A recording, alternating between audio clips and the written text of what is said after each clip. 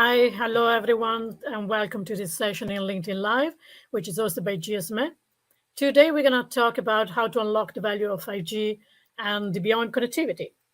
So, my name is Barbara Pareglio. I'm a Senior Technical Director in GSMA, and I will walk you through the session of today, which is very interesting. So, we will have, first of all, a keynote presentation from Telefonica. I will introduce the next speaker. Then we also going to have GSMA Intelligence opening up the session and giving some insights of 5G.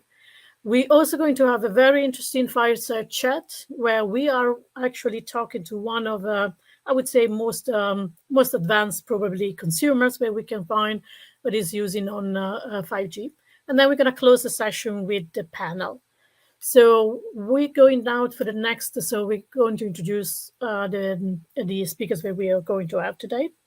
So we will have Peter Yarish, which is going to open from GSMA Intelligence. Then Juan Carlos Garcia Lopez on Telefonica will give you some insights of what Telefonica is doing and the advance of the network. And I will have a fireside chat with Jordi van de Bussche.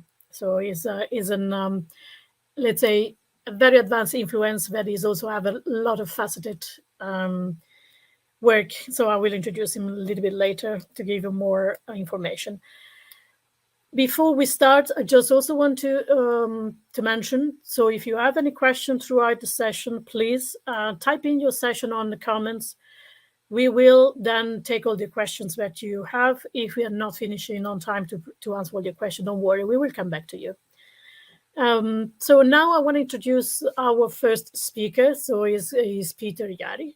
Peter Yari, as I mentioned, is working for GSMA Intelligence, is in the analyst team, and is driving the content strategy and the agenda. Peter is responsible for developing insights into the intelligence product that are required by the market, as well as all the ways in which we deliver them. So Peter has very wealth knowledge on the 5G, so I'm going to introduce some of the insights from GSMA Intelligence. Before we do that, I also want to let you know that throughout the session, or before we start, Peter, we're going to have a poll for all of you that you are following the session, and then we will see your results and talk about it at the end when we have the panel. Peter, with no further ado, over to you. Thanks, Barbara, and thanks everyone for joining us today. I appreciate the introduction. The real short story is I'm lucky enough to get to run the GSMA Intelligence team and have access to all sorts of great insights from across the industry. It's really a super pleasure to have access to so many smart people like the ones on this call, but also the operators and all of our customers at GSMA Intelligence, and happy to share some of our thoughts about really what we're seeing around 5G and network transformation. And this comes from the latest edition of our network transformation survey. It's not even out. So this is sort of preview of some research that will be available for our customers soon. But I'm really excited to share it. So we can go to the next slide. I mean, I think, and you know, I don't want to take up too much time here, but I think it's always useful to start with a basic point, right? Which is, you know, when we've talked about the 5G era, we've talked about this a lot. Well, the question is sort of where do we sit in the 5G era? When we think about where we are with 5G, you know, and going into the back end of 2023, we know that as a technology, it's set the bar for mobile broadband uptake. Right, you can look at this in any number of ways here, and I've got some data here from our latest 5G in context report, which gives an idea of where we are with the technology, and you can take a look at it, and obviously the slides will be available. We've also looked at this in terms of uptake, but I think we all know, right, in terms of the number of customers, where we ended last year with over 1 billion customers, where we see it going up to 2025, going to the 1.5, then 2 billion mark. We know that it's been deployed faster than any other mobile broadband technology, and the momentum is just incredible. That's the great news, right? We've rolled it out. It's rolled out incredibly fast. Think faster than a lot of folks thought. Next slide now. But I think what I want to do though is also sort of think about, well, what else do we know beyond sort of and going to the point of the session today, beyond the connectivity side of things? How should we be thinking about 5G?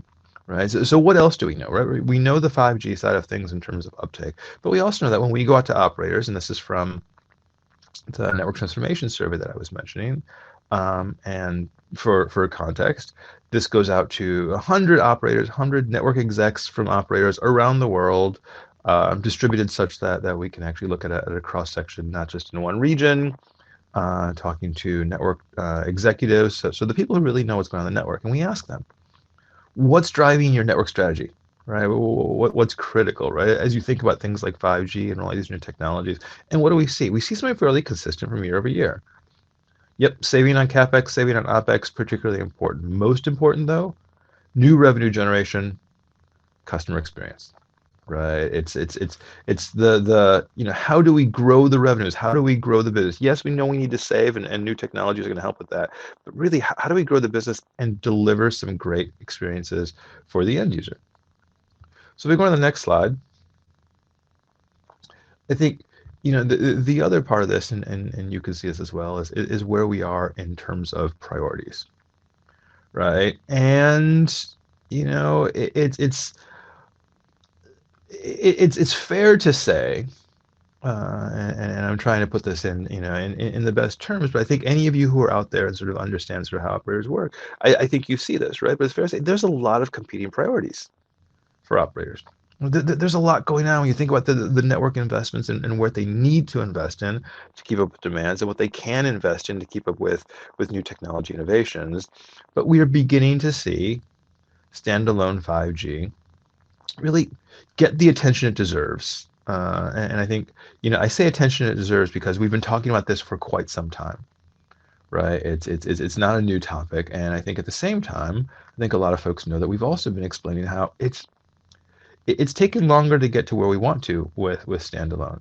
So when I say that we finally got, and it's finally beginning to get the attention, you can sort of see that tension there. And it's a good thing though. And it's good to see where we are. So if I can go on to the next slide. That said, despite that attention, I think what we also know is that early expectations for standalone were maybe unrealistic. So if we go and we look at sort of what happened when we first started asking about this several years ago, there was an expectation that 5G standalone 5G would be deployed within several years. Most operators said that they were looking at it very intently, that over the next 2-3 years they would have it deployed. Really, a lot saying even within 1 year. And then we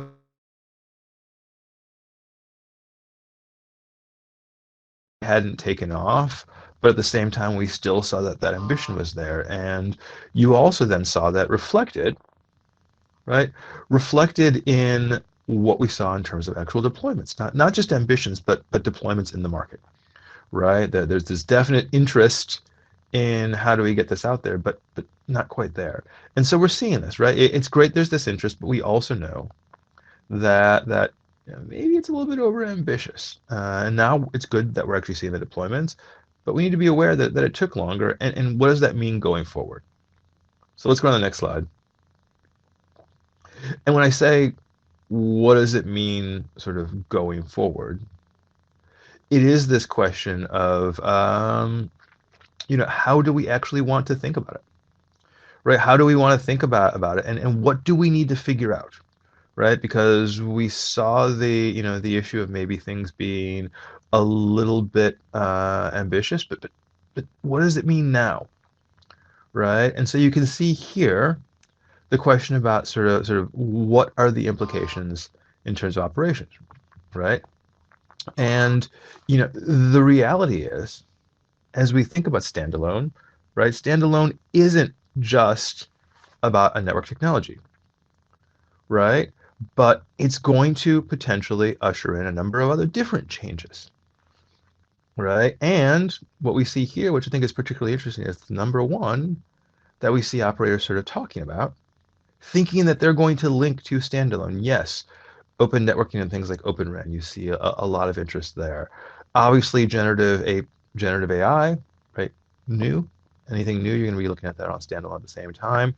Maybe some new suppliers, probably not so much, but things like API exposure, thinking about how standalone provides a great opportunity to do new things like API exposure, and that's particularly great given some of the work that the GSMA has been doing around Open Gateway. So we can go to the next slide. On the other hand, I think what we also need to figure out is when we think about what's coming after standalone, we're thinking about 5G Advanced. We're going to hear about that, and we'll talk a lot about that. Are we seeing the same sort of enthusiasm? And what have we learned from standalone, right? Because we saw, as I mentioned, from standalone, that the interest was super high early on, and it didn't quite materialize. So when we ask people about 5G Advanced, what do we see? Well, we see something similar, right? A huge interest in deploying shortly after the standards are available. The question is then, is that realistic? Or should we expect to sort of temper those interests? And what can the industry do to make it easy to deploy 5G Advanced so that we can see these ambitions of operators actually being able to be something they can execute on? So let's go to the next slide. There is a poll. Hopefully you are all seeing that. I encourage you all to go and take advantage of that poll. And with that, I think, do we go to the next slide? Great. Just a few more here. Please go continue with the poll. I think it's particularly important. But let me just wrap this up here so we can get to the other smarter folks here. The question then is, okay, whether or not we're going to get 5G Advanced deployed as quickly as operators want or think that they will, what do they actually think they want to do with it? And I think we can look at sort of the various different things here, right? Multicast getting a lot of attention, right? Low-cost IoT support, things like NTNs, particularly in terms of satellite. But I think the main thing as we think about this is that the important part is operators have some idea what they're going to do with it. Not just it's a new technology for the sake of new technologies. And I think in some cases early on with standalone, there were some questions of, great, we know we want to go there, but what do we do with it? But good to see what is taking place now that operators are thinking about 5G Advanced, and at least seeing that the thinking is taking place so they can figure out what best to do with it. Next slide. With that, I would just like to say thank you all very much. Please go take the poll. I think we're looking forward to seeing the results and having a discussion around them. And Barbara, it's back to you. Thank you, Peter. Thank you very much for that. So I see some of you already putting on some of the answer. Please continue to put the answer in the poll. And we are coming back to that then on the Q&A. So with this one, if we can get the next slides for our next speaker. As I mentioned, we're going to have Juan Carlos. Juan Carlos is the SVP Technology Innovation and Ecosystem at Telefonica Group, and he's focused on a technology like edge computing, network as a service, network slicing, or AI. So he leads the technology architecture and innovation plan and oversees Telefonica participation in standards and industry fora. He's represented Telefonica in several bodies like the GSMA, and he has a very, very extensive knowledge in the mobile industry. I think you have more than 30 years of experience, Juan Carlos, so we are happy to have you here. Juan Carlos, the floor is yours, so with your slides. Thank you for joining. Thank you, Barbara. I'm very pleased to be here with you in this GSMA session. I will try to explain you what is the perspective from an European operator about 5G challenges and opportunities ahead, complementing what Peter has already introduced. No? Basically, what we see on 5G is that we were wanted to be some years ago. So we started making extensive trials on 5G on different use cases. So we have now run more than 100 use cases all around the Spanish geography that you can see documented in our web page. We also have a very extensive deployment of infrastructure. So Spain is the third market worldwide in terms of penetration of fiber to the home. And also we have a significant coverage of 5G already, beyond 80% already in March, and 60% of that coming from the 5G new radio. And the question is if we have the capabilities, we know how valuable they are. Our customers already have experienced them in their business processes. And as Peter said, we have already the spectrum, we have devices, technology. So why 5G is not fully realizing the benefits and business opportunities that we are expecting, no? And why things like standalone and other characteristics are still not massively deployed. No? So we can move to the next page. We will try to explain this in the following. The first question is a bit the history we have, no? That is not really very promising, no? When you compare the performance of top 10 operators with big tech companies in this report from Roland Berger, you can see how telecom operators in the last in 10 years time could only get to grow revenues and margins between 3 and 4%, while big tech companies were growing at 20-30%. And when you look at market capitalization, the comparison is even worse.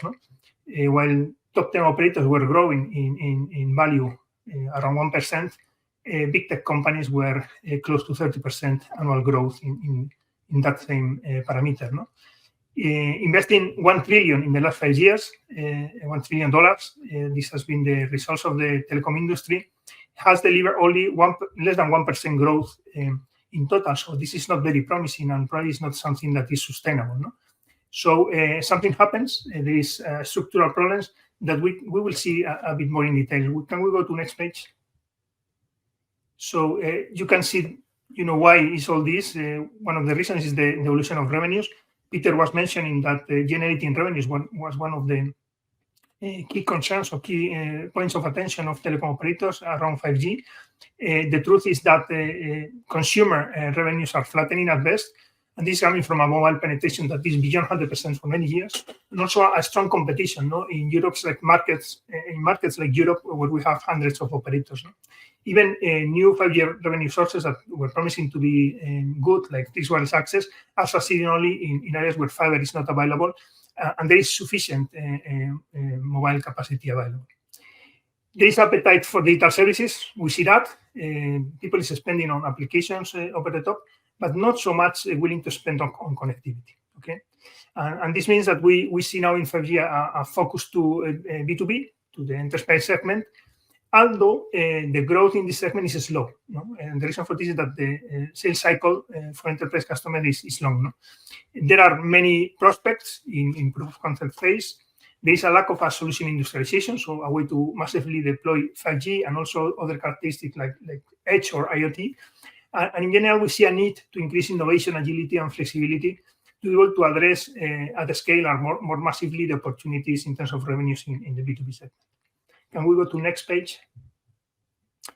You can see here some figures from Europe that are illustrated what I previously said.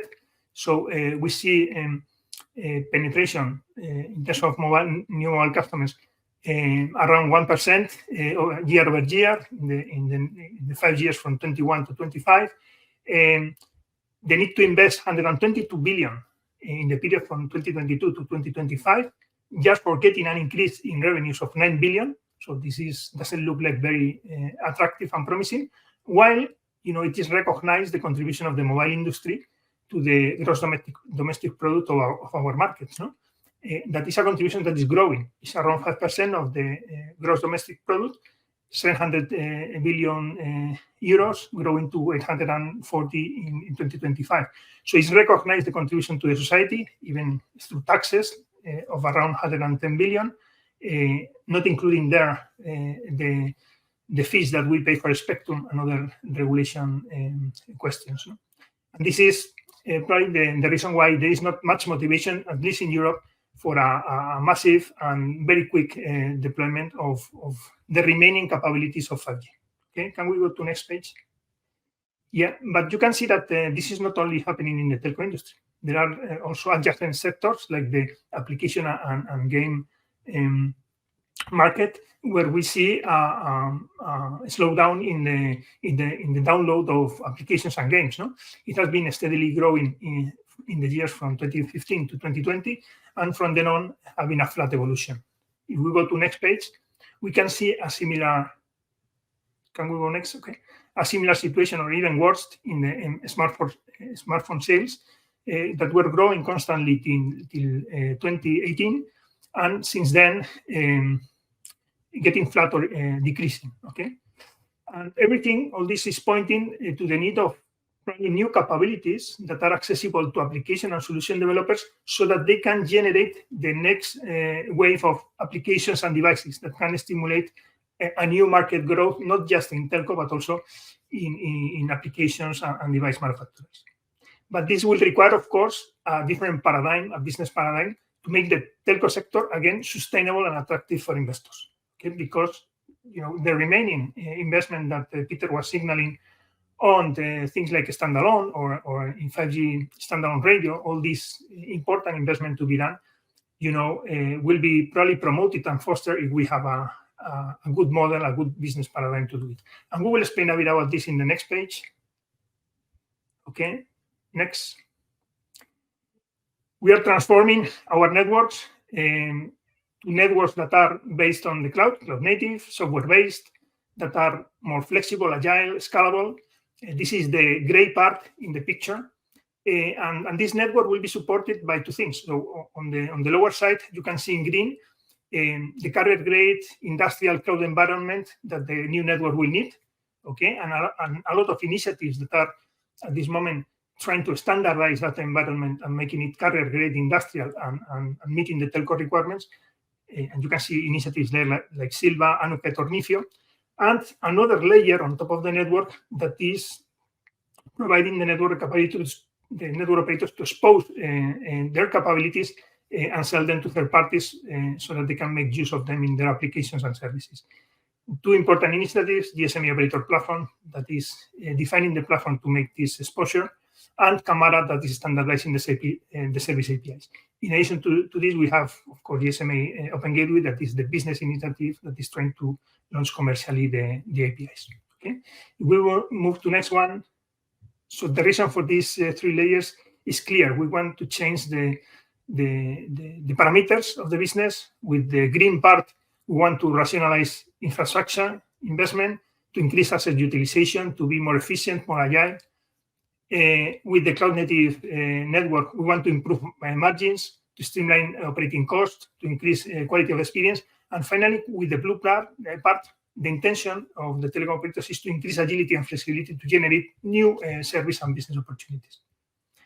If we want to move to next page, there is a fundamental change in the telecom architecture that I want to explain. So we are moving from vertical architectures in which we have networks and IT stacks that are dedicated for traditional telco services. If we go to next page, the first step we have made is moving the network and the IT to the cloud and move them to cloud native implementation. This is giving us already a flexibility and a scalability that we don't have.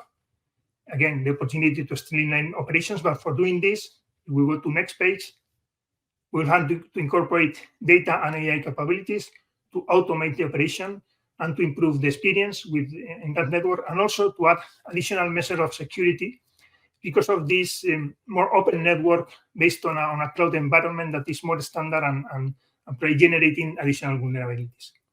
But it's not only this. We need another step in the evolution.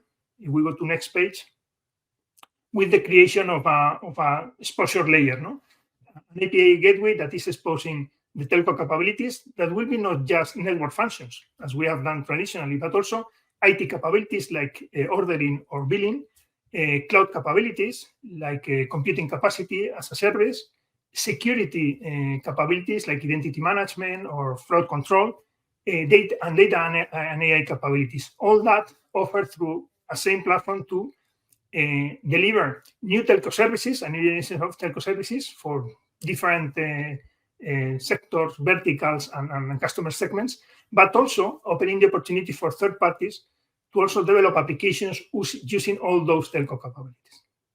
And these are significant challenges. On one side, we need a new element that is this exposure layer.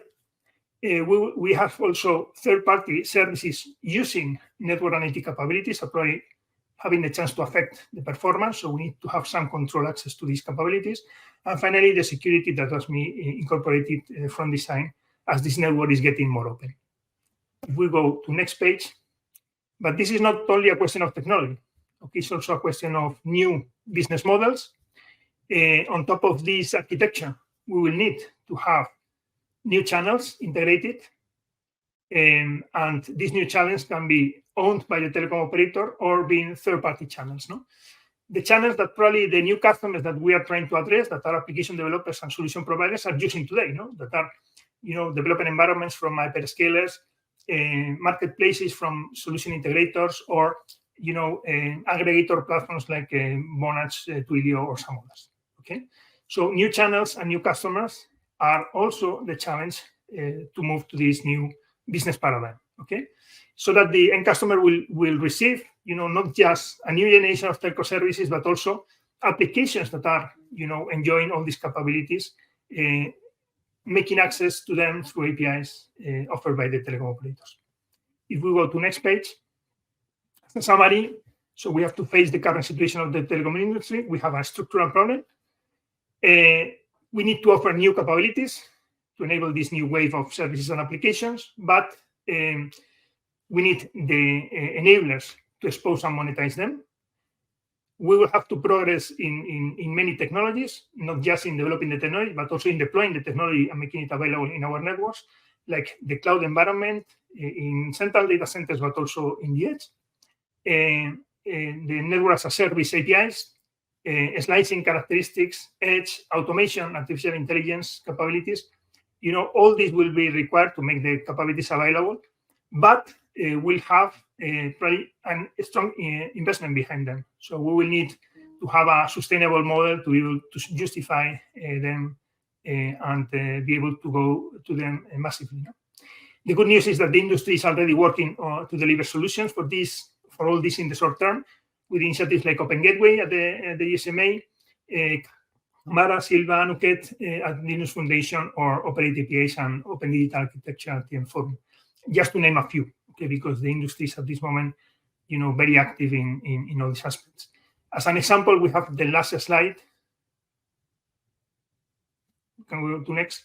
With a view of what is the portfolio that Telefonica is offering on Open Gateway, with the solutions for security and privacy to allow the identification of the customer, payment and financial services to support in ordering and billing our customers, providing network information and access to controls of the quality on demand of certain network characteristics, accessing to communication capabilities like RCS or WebRTC, and also accessing computing capacity in our data centers and edge computing nodes.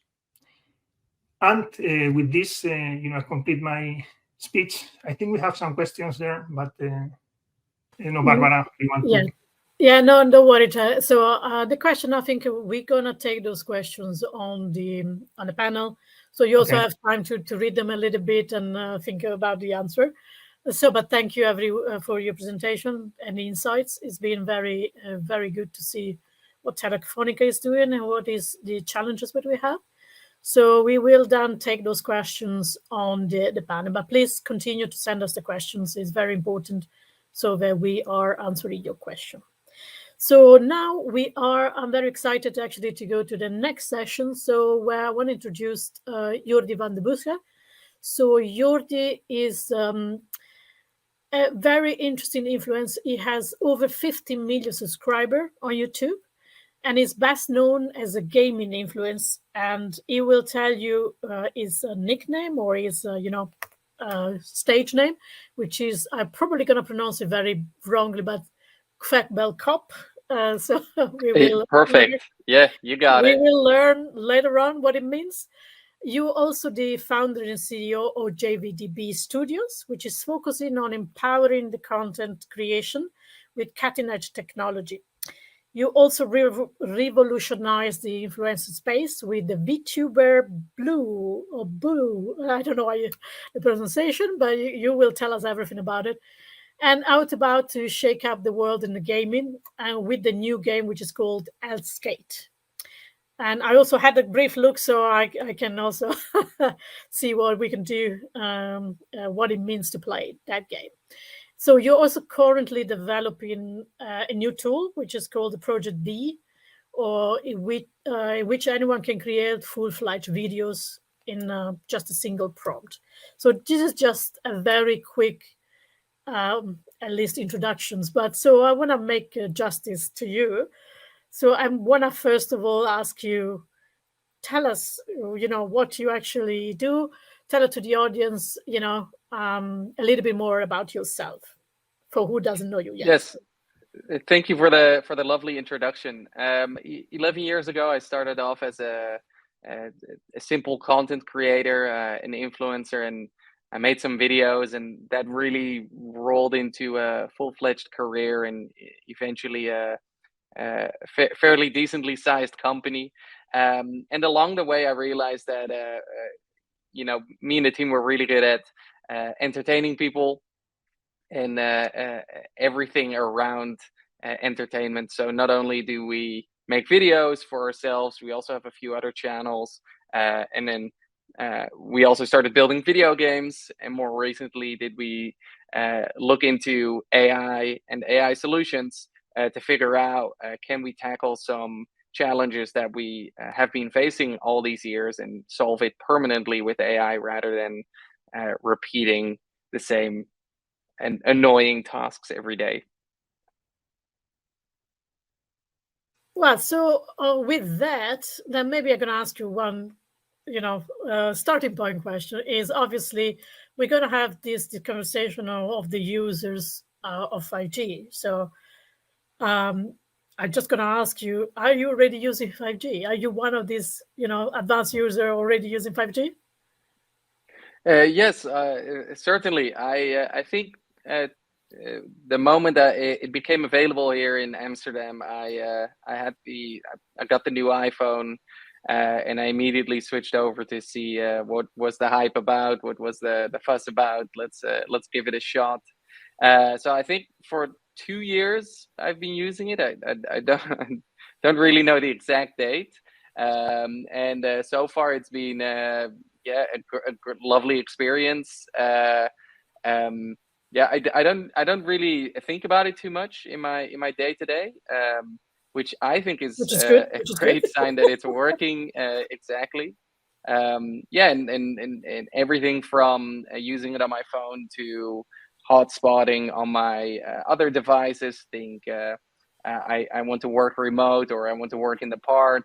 I can just bring my laptop and my phone and get it to work.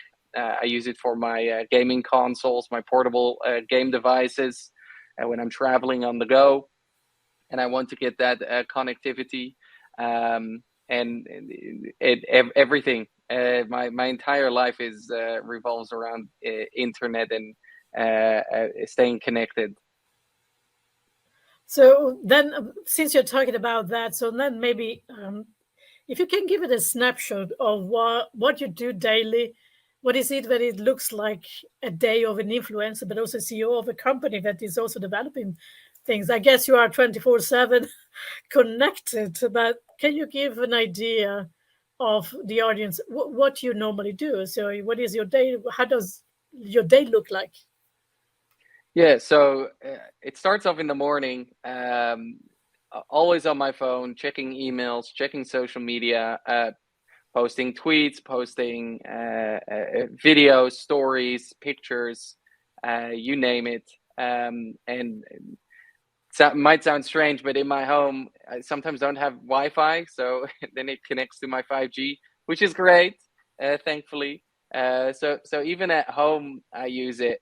And then I go to the office, and there it's we're filming, we're uploading content. Super helpful if the internet stops working there to be able to switch over to our 5G. So that's an actual use case which I've used it for a few times. And then it's a lot of data, it's a lot of big files that we need to get off our devices and get onto the cloud. So whatever solutions that are possible there are lovely. And then often at night I play some games, and that's it. So when you say, I mean, it's a lot of data, obviously I look at myself and I look at the amount of data that I consume or, or produce. I do actually, probably I don't produce much because I'm not, constantly uploading video as you do, but also consuming data. Even if I spend a lot of time on my connectivity, my phone, reading email or even look at the videos, I still don't think I'm consuming a lot of data compared to, for example, a much younger generation. I look at my nieces, they consume what I consume in 3 months in one day. So can you give us roughly an amount of data that you either consume or produce per day, per month, whatever it makes it sensible for you? Yeah, per month it's anywhere from 50 to 100 gigabytes on just my mobile phone alone. and I know this because I got the notification you've spent You reached 50. You're nearing the limit. I never really get to the limit, so I know it's between 50 and 100, and that is just on my mobile device, right? If we're talking company wide, it's a lot more. But that really shows, like years ago, no one would have ever thought to just casually, use 50 gigabytes of your bundle.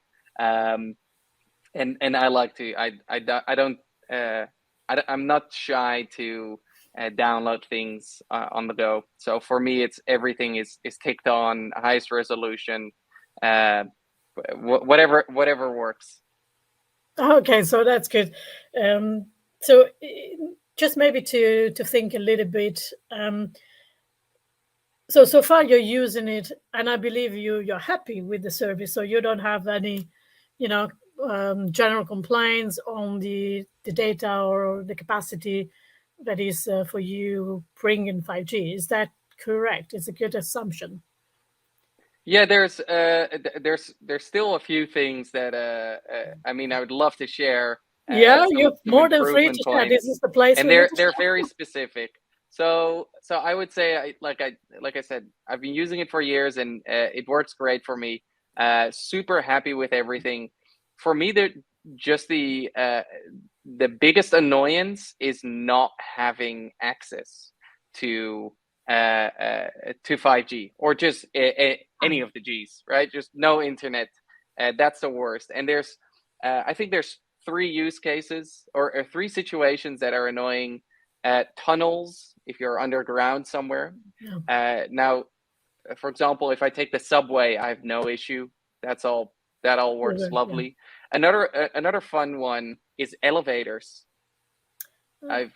Elevators. Whenever I go out and walk the dogs and I'm on the phone with someone, I take the elevator down, and it always cuts out.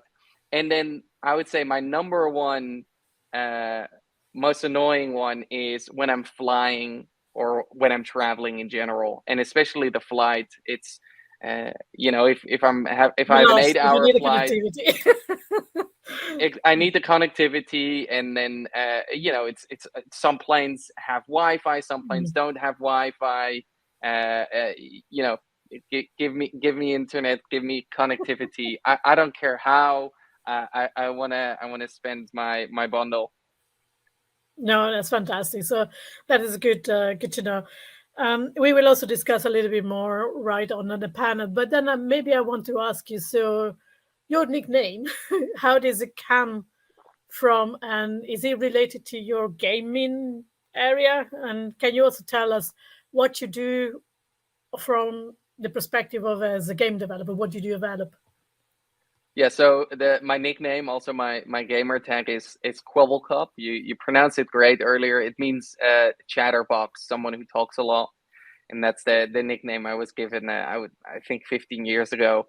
And then on the gaming side, I started as a gaming influencer, and I thought, well, it's always been a dream of mine to start building video games. So I started a gaming studio approximately 5 years ago. And since then, we've been building games. We're currently working on our newest title called Hellskate. Yeah, it's great. So I actually went to have a look because I didn't know. I play games, but not at the level, I guess, when most of the people are interested in the video games. So I went to have a look to Hellskate, just to give an idea. Is actually very intense on the graphic, so it's very very nicely designed. So I wonder if I want to play that game and I want to play it on my phone, is that possible at the moment? It is. I'm sure you do play with your phone also. So how smooth is the experience of your game or any other games that you play through the smartphones, through the connectivity? Yeah, so I think the hardware of the smartphones they're very capable. But whenever you're either streaming a game or you're playing an online game, I always want to make sure I have the the fastest internet speed and the lowest latency, and it really depends. It's a per case basis. So not too long ago was I on the beach playing games on my laptop while streaming my PC somewhere else, and this was connected through my my hotspot, and that worked great. And sometimes it doesn't. So I think it's you know, it works. Sometimes it doesn't always work, but so far for the majority, it's fine. And the same thing goes for playing my video games. You know, if the connectivity is there, if the 5G pops up on my phone, there's, in all honesty, never really an issue. Okay, that's good. So, but we will discuss a little bit more on the panel, you know, from two sides, from the MNO and for your side, what we can do to make sure that you can have a good experience playing. But maybe I want to conclude this fireside chat before we go to the panel with one question, and it's, you know, it's very difficult. But if you look at the future, so we probably never predicted what we are doing now with the smartphones. But for your experience, for you as influencer, as a gamer, the game developer, what do you see as a next level for you if you have a wish list? What it would be something that is coming up that you say, okay, this is really important for me, and it would be helping me in what I do? Specifically related to anything in particular? Anything that you want. I mean, it's don't focus on the connectivity. I just want to see, because, you know, we from the connectivity sides, we don't know what is coming. So, but whatever is coming, then we can do something. Think, you know, for you, what it would make sense. The absolute number one thing on my wish list right now is the new Apple glasses, the Vision Pro, and for any type of use case, from connecting with my friends to you know, doing work and anything business related to playing video games. I can't wait to get my hands on and to try it out, and you know, just go for a walk and see what it can do. I tested out some AR glasses, not these ones, but about a year ago, and it was a lot of fun navigating through the world and trying to figure out what it was capable of. So I think that also kind of links into you need to have an internet connection for the majority of these hardware tools to work. Yeah, that's definitely at the top of my list right now. That's good. So we also saw Juan Carlos talking about that. So we're gonna go more in detail maybe on a conversation on the panel. But so I wanna then conclude here our conversation on a fireside chat, and then we going through, you know, more information and more conversation, and also look at the questions from our audience that I'm sure they have for you.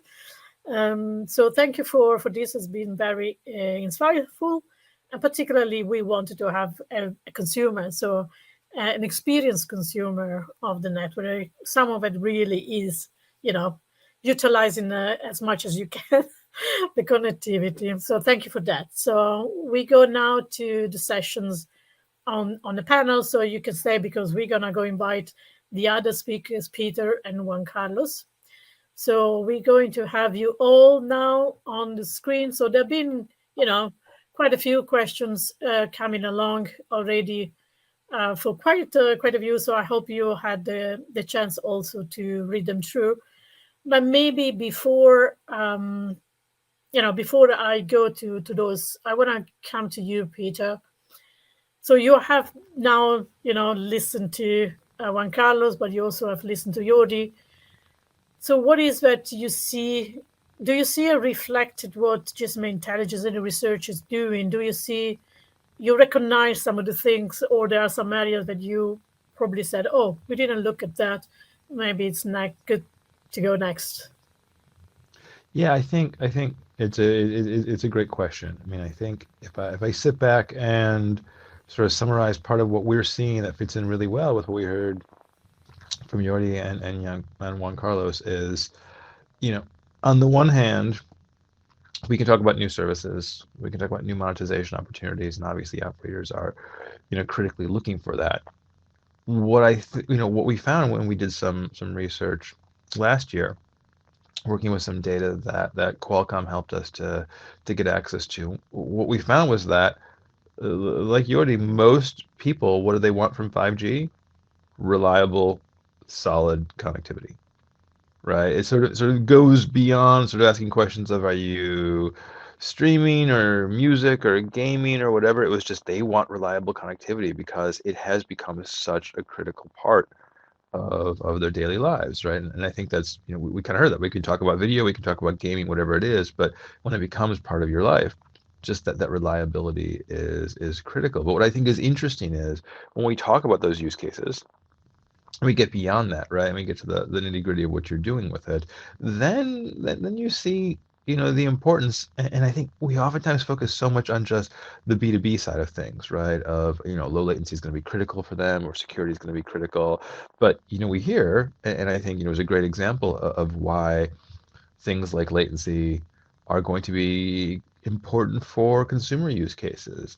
But being able to put together a slice or deliver that bandwidth on demand or quality of service on demand, isn't going to be something scalable on a one-to-one basis. So I think it then comes back and it ties in nicely with what we heard in terms of, API monetization. I think that's in part coming back to what I was, your question about our research, why we see so many operators saying that, hey, when we're looking at new technologies, API monetization is critical for them. And so why we're seeing so much interest.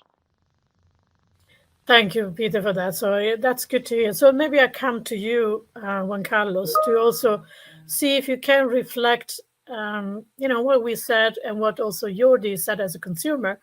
You presented, obviously, that there is some sort of, we reach the limit of what we can offer for the price also to the consumer. So, and that's why you focus primarily now on the B2B on enterprises. So do you see what Jordi said reflected also to your strategy and what you have experienced?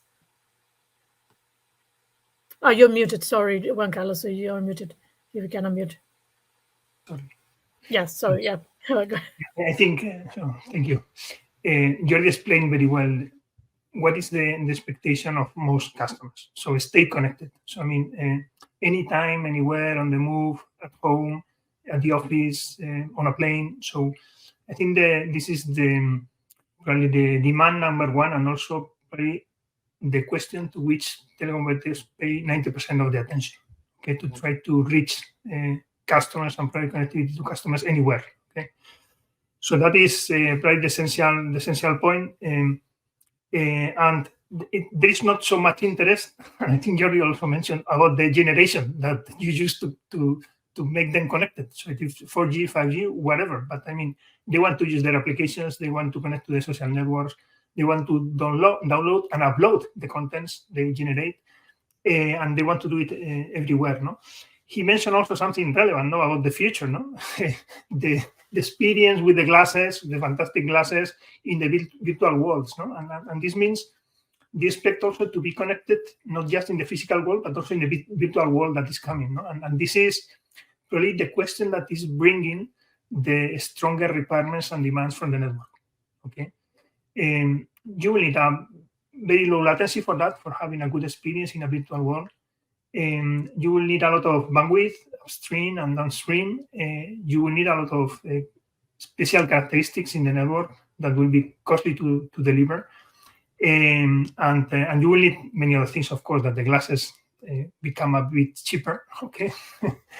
And that there are contents, to deliver through the glasses as well.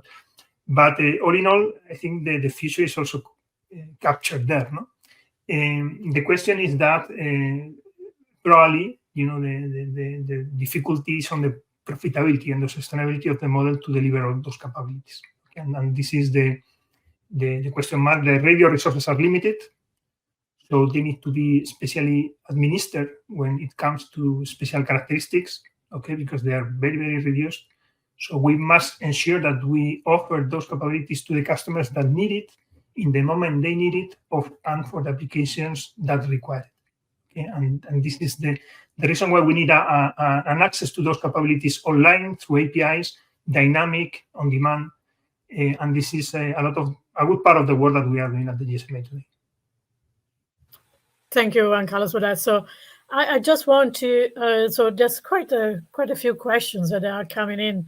So quite long, but also quite complicated to answer. So before I go that, I want to just maybe go to the poll. As we said, we have been doing a poll. So it was very short. So we had some question for you. And the poll was talking about the use cases for operators, which are consideration for the 5G advance. This is related to a work at GSMA Intelligence. So we want to, see what is your responses. So we ask you if it is low-cost IoT, if it is 5G multicast, or if it's enhanced AR, VR support, or non-terrestrial support. So the result that we have so far is, on the first place, we have announcement for AR, VR support. It's around 32%. Then we have the multicast, which is 26% at the same level as low-cost IoT is also on a 26%. And then we have the non-terrestrial support. So maybe, Peter, is this reflecting what you expected? It is. I think for a few reasons. One, we heard, and sort of this is, I hope it didn't bias the sample, right? But we heard Jordi talk about, the interesting parts of what he wanted to do and cool devices, and talking a bit about AR, VR headsets. And we know that there's a lot of interest in that, right? And I think at the same time, we also know that, the technology innovators and the vendors who've been talking up the use cases around 5G advanced have really been big on, talking about what we're going to do with AR, VR, right? And increased support. So it's not too surprising to see it there. I am, whether it's from the survey that I shared earlier or results like this, always impressed to see the interest in multicast. I think multicast, for anyone who's been in the industry a while, sort of we've seen it come and go. I think there's some incredible things you can do with it. So not too surprising. It's nice to see it a widespread though. Okay, so let's then go to some of the questions that we received from the audience. I can maybe just take one for you, Juan Carlos. Unless you have a preference, we have quite a few. Either the business model, there is, the IoT, why it's different. But I will actually broaden maybe that question. You mentioned that we have to change the business model and we have to have more sustainable business model. IoT probably has been the first example of deviating from there. But so how do you see that that going forward? So how do we change the business model? How easy it is? No, I've seen the question, and I think it's a very interesting one. Okay, so and I think who has made the question, but thank you first. And second, I think he's very right. Okay, on the IoT business, connectivity is just a small part. Okay, in addition to the connectivity, you have the device with a lot of complexity with the communication modules of the device, with the connection of the device to the network. So there needs to be some integration of the modules and devices to ensure a proper experience in connecting to the network. And also, you need a lot of professional services and support to integrate, the devices with the whole solution for the enterprise. No, IoT by itself is nothing, but it's something when it's connected to a business process in a certain company. And this means that whoever is offering IoT needs to offer as well professional services and also support to the customer to deliver the end-to-end solution. Okay. In addition to this, you need a platform to manage your devices. So in many cases, the IoT solutions have tens of thousands or hundreds of thousands of devices, like it is the case, for instance, of the connectivity of cars. So we have many contracts with car manufacturers, and we are connecting hundreds of thousands of cars today. And this requires that you have a profile that is not just connectivity or communications, but also need to address also the needs of certain verticals. And this is the reason why companies like Telefonica has created subsidiaries that are specialized on that topic, like Telefonica Tech. Okay, in our case, we have Telefonica Tech IoT Big Data that is just focused on IoT and not just connectivity again, but also the full solution end-to-end. Thank you. So that is actually, for me, also relate. That's why also in the 5G, we have to change the business model. Obviously, IoT are very specific let's say, IoT is also broad, so there are also very specific challenges in some cases. Yeah. But we talked about, so maybe we can go back also to the example of, the topmost, the announcement on VR XR. And we also, see that the consumer, but also on the business side, it is an interesting, let's say, kind of application. So if we do consider that as one example, and we also have, leveraging the experience or Jordi. So if you're developing a game and you want to use the goggle, or you want to use, AR or XR, are you using, third-party platform with APIs to do that? Are you developing everything in the house? How would you approach, to utilize these tools for you for what you're doing on the game? What is going to Yeah, help? I think for the most part, we just try to default to the absolute simplest solution, and I think a lot of people will, or at least for the size that we're at. So we, in all honesty, don't really care about all the magic happening there. If it works, it works, and that's it. Super simple, but yeah. Okay, no, it's good. So then maybe I come into you, Juan Carlos. So given what he says, and we want to leverage or provide APIs or provide capabilities from the network.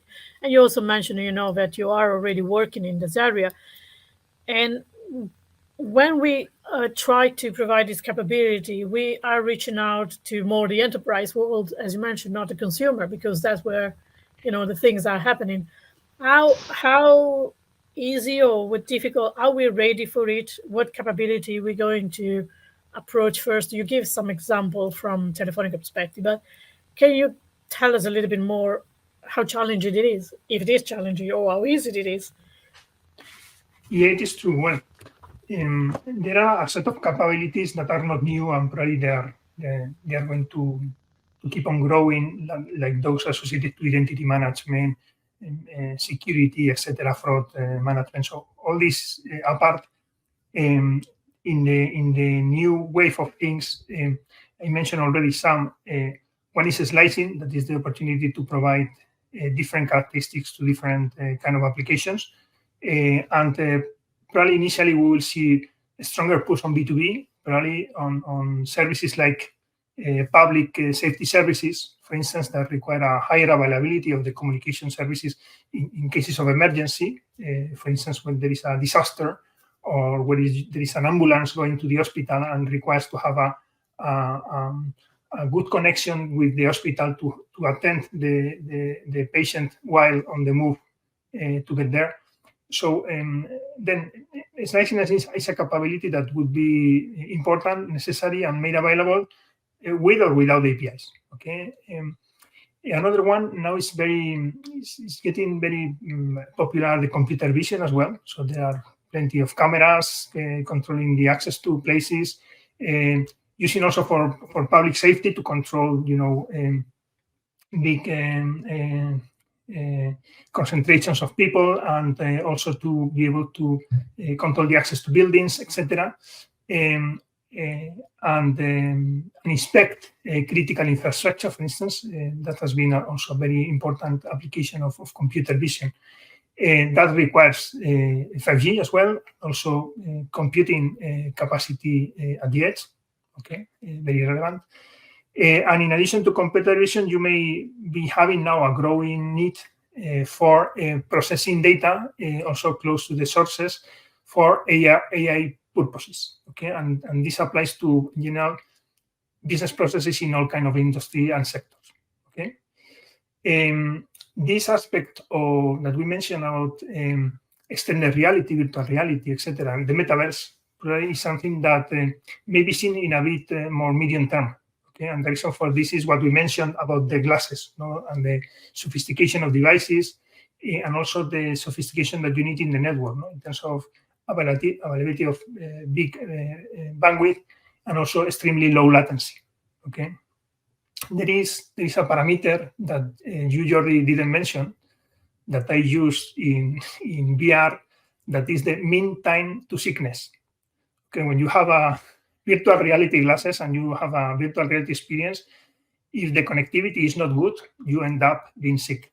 Okay, and depending on the quality of the glasses, of the connectivity and the application, the time it takes for you to be sick is longer. Okay, and I think this is one of the parameters we have to look for in the experience, both for people that is working on the connectivity and for people that is working on the applications and on the devices. Okay. Yeah, that's it. Okay, no, thank you very much for that. So, Peter, then maybe I come to you because GSMA Intelligence has done quite some research also, let's say, on enterprises and the B2B aspects. Is it things that you are, recognize on what we're discussing here, what we can do, what is the, the information that you gather from your survey? And before I do that, I also saw there was one question that it would have been nice to also have an enterprise in this panel. And I understand it, but time-wise, we watch the space. We will have more session. So we just take it one step at a time. So we have a consumer. Another time we will have an enterprise on a session. So, but Peter, maybe over to you. Well, one, I would just say, I think it is fair to say, Jordi, I mean, although he's a consumer, obviously also runs a business. So I think you've got a twofer there. And it's probably fair to say that he's speaking and representing both of those just to be fair. But going back to your question around the B2B side of things, I think, what we heard, and when we go out and we talk to operators around their enterprise strategies, but also around enterprises and what they're thinking is that, the service provider may not be the number one first sort of choice that enterprises think of when they're looking at things like IoT and they're looking at connectivity, but they're also very willing, happy to look at solutions from them if they're the right type of solution. Now, I think what we all know, even if you're not running one of those enterprises yourself, is that we know that the way enterprises consume connectivity is they like it to be simple and have dashboards, and they're used to the AWS, or they're used to the I go on, I log in, I look at my dashboard, I order my services, and that's great, right? They want to have it integrated into their systems. That's not going to be possible without things like Open Gateway, right? Without the ability to have API monetization and integration in there and open APIs. And so I think we see a really good synergy there in terms of how this can enable the enterprises to take advantage of this. Because I'll be honest, I mean, a lot of them, they may not fully understand why they need low latency, or maybe they think they do, but it's not that much of a, the pain is going to be too much for them. So the ability to make this easier for them and integrate into their systems is going to be critical. And I think that we're seeing that from operators. We're going to see that as the enterprise understand how this works. And the only other thing I would say, which is, sometimes gets ignored or overlooked, but Juan Carlos, pointed to this, is that although we have this conversation around 5G, and 5G is really critical and important to doing this, that there's a lot of network capabilities that go beyond 5G, right? Even in 4G and whatnot, that will benefit from this. So it's not to say that 5G is not incredible and you won't be able to do some great stuff with it, but I think we need to recognize that it is more than 5G, particularly when we're thinking about some of the cool capabilities, whether it's location, whether that's identity. I mean, there's a bunch of stuff that can also be done even without 5G for those enterprises that maybe aren't in coverage or don't have it yet. So thank you for that, Peter.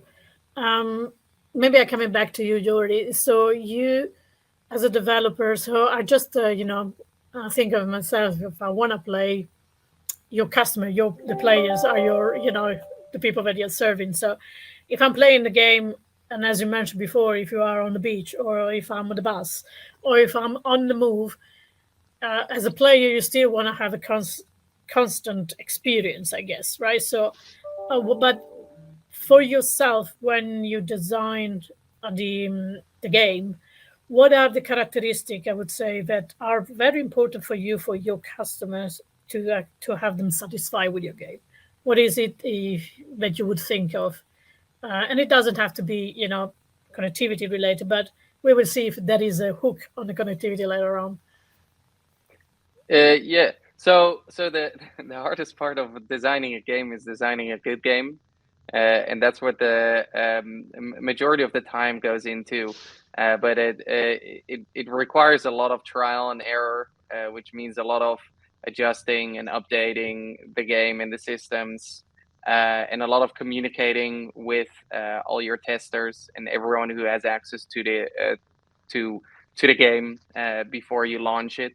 And another very important thing in that is that whenever you're designing a multiplayer game, that everyone has an equally good experience, right? So you cannot design a game where one person has an advantage over the rest.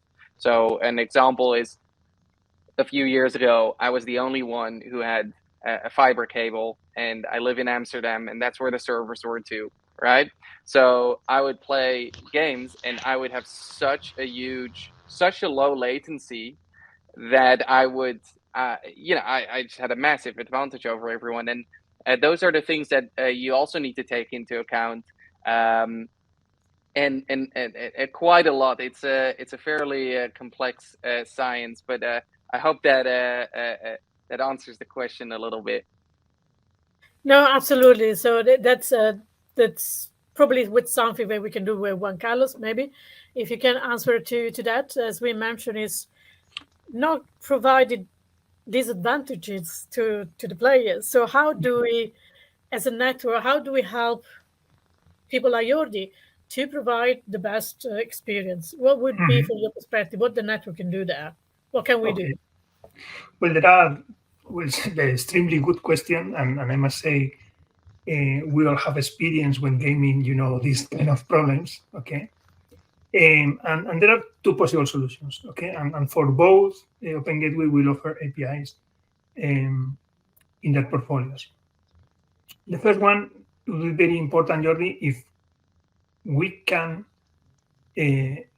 communicate to the game provider what is the situation of the connectivity of every player. Okay, if we are able to say the service provider, okay, this guy is connected with these characteristics and with this device that is providing this performance, then I think the game provider can do two things: either adapt the application to that network situation, or try to meet together players with the same connectivity characteristics, connectivity performance, so that if you have people with 40 millisecond latency in a group, while there is another group with people with much better connection and probably only 10 millisecond latency. So providing information about the network performance of a specific user connection and the device performance as well is probably one of the ways to get to balance, the experience of different players in the same game session. The second tool could be to provide a way for the service provider, for the game provider, to control the quality of the connection. Okay, in a way that is saying, okay, during the whole game session, I want to have these characteristics of bandwidth, downstream or upstream, or these characteristics of latency or jitter. Okay, I want to have a stable latency all over the game session. Or even inside a game session, during a specific moment, when you're shooting, you want to have, the latency characteristics. So you can have a kind of button that say, okay, this is the moment in which I need the latency. So all these controls of the connectivity characteristics is something that we will hopefully be able to offer through APIs in a programmatic way to companies that are providing this kind of service experience in using our networks. Thank you for that. So I do hope it's been at least useful. We still have a lot of questions that we need to go through, but we are kind of running out of time. So maybe just one last one for you, Juan Carlos, is, and I know there's a question which is very, extensive, but let's try to bring it down to, we talked about the model, we talked to expose capabilities and changing, the business model. How can we do it together? What is the effort needed? And, we started on something, but how do we make this a success? there's a lot of things to take care. So in order to make it happen, and we have to work together. We cannot work in isolation. So can you maybe, I know it's maybe not enough time to go through everything, but we also then continue then this conversation, I'm sure, but can you give some idea of, what it means? Okay, well, there are two aspects there.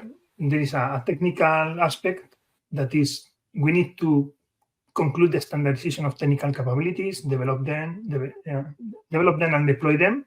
So having the capabilities or something, that is useful for the customer is first and important. Second, standardize the way we make the capabilities available to our customers. Okay, so, and this Camara and Open Gateway plays an important role. For the capabilities, we have plenty of Industry 4 working on different segments and aspects of the network, on the radio access, on the fixed access, on the transport, on the core. So, apart from this technical aspect, we have the commercial aspect. That is that how we set up the network in such a way that we create the ecosystems in which we have the producers, so the telecom operators offering the capabilities on one side, and we have the consumers, the application developers and solution providers on the other side. We will need to establish these channels to connect the two worlds, and we may use for these existing channels. So the channels where the developer communities are already working. So in the case of gaming, you have Unity and you have many other, game engines that you are traditionally using. So we must take our APIs there and make them easily available there, or build our own channels in the case of the telecom industry. And these are the two aspects that are relevant. Technical side, we need a lot of collaboration, and then business and commercial side as well. And for this sake, in the case of the GSMA Open Gateway, we have built something that we call the Open Gateway community. Okay, that is the place where we get together consumers and developers to talk about these APIs and capabilities and try to work together to develop them. Thank you, Juan Carlos, for that. So, and as I said, there's quite a lot of other questions. So what we would do, first of all, I'm going to thank you all the audience that is following us and asking all these questions. We will try to see if we can actually respond on the chat afterwards and directly to you. I want to thank my speakers. So thank you very much for this very useful and insightful session. I hope it's been, enjoyable for all of you, but we also share some useful information. So I just have one slide that I want to share with you, because we also going to have another session, and we will touch upon some other services that are going to be available on 5G Advanced. So on the 20th of September, we're going to have another live session. So this will be on the 5G New Collie. But more importantly, we also coming up with MWC Las Vegas, where we continue the conversation that we had here about 5G Advanced, and all the the different topics, or standalone, what are the differences, where are we, what the investment needed, and all these kind of question will be answered on the future summit. So please feel free to to reach out, to register. We will send you the link and any information also on the chat, so don't worry. And again, we also have another session which is going to be online. Is going to be from Mobile World Live in a webinar that is going to be done in November, so the mid of November. You're also going to have the link over there. I want to close with one slide that we are interested to hear from you. So we have the call to actions, and in the call to action, so you can also look at and subscribe to the GSMA, the network, future network groups, where we talk about all these topics. And we are also, as I said, I hope to see you, a lot of you. I know there's a lot of people on the session here, but I hope to see a lot of you to continue the discussions in Las Vegas. And Juan Carlos will be also with us in Las Vegas to continue the conversation. So you will have a chance also to talk to him in person. Again, it's been a pleasure. Thank you for all of you to following us on this session. Thank you again.